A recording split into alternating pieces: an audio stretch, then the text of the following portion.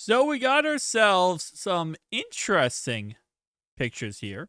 Shout out to Gamertag VR for posting this. So this is a 3D printed controller, left and right, for the Steam frame.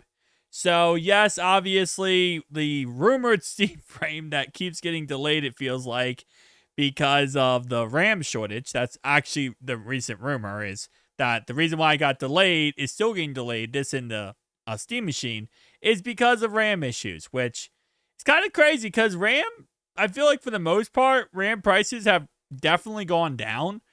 Apparently now with AI, they found a way to be able to still do their AI stuff, but with a lot less RAM. It's like a huge thing that happened recently. Well, if you go on like most websites now, 32 gigabytes of RAM modules are so much cheaper than they used to be. Like they were selling about a couple months ago, I want to say for like $400-$500 each for 32 gigabytes of RAM. They're now down to like around $250-$300. Obviously, it's not what it used to be, right? Back in December of last year. But it's a lot more better. It's a lot more better. It's a lot more affordable, I would say. I guess.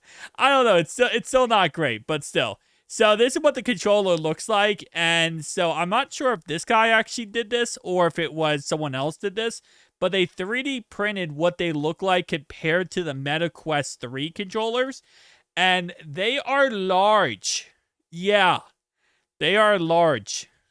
Not that much more, though. Not that much larger than the Meta Quest 3, but still pretty decent size-wise. I will be honest, though.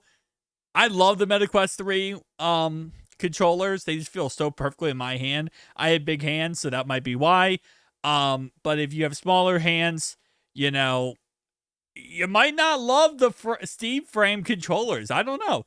These, I mean, they're not that much larger than the Meta Quest 3 controllers, but they're definitely a tad bit larger. You could tell from like the top here. You look at where it actually lines up, like straight lines here. It looks like the bottom. Okay, so he has the bottom lined up correctly, it looks like. So the top, I mean, that's actually a lot larger. That's a lot larger than the MetaQuest, which, again, like I said, I think MetaQuest in general just has perfect controllers. Maybe I'm a noob when it comes to VR, but I love the MetaQuest when it comes to their controllers. And whenever this does come out to Steam Frame, I will be making a video on it, and I will be getting it. I'm excited for this. I love anything VR. I have the Apple Vision Pro. I have the Quest 3. I'm going to be getting the Steam machine. It's just how it works. I think VR is always awesome. I feel like the VR industry is not where we would like it to be, but it's kind of like the foldable phone industry, right?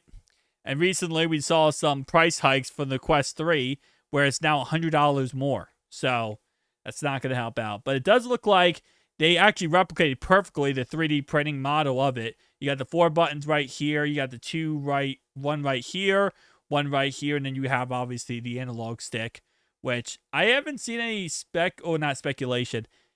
I'm gonna guess this is Hall Effect analog stick, right? I would assume. Hopefully. SKYLER, hopefully. I don't know. Oh, wait. Magnetic thumbsticks, okay. Easy battery access. Can't even controllers for all your games.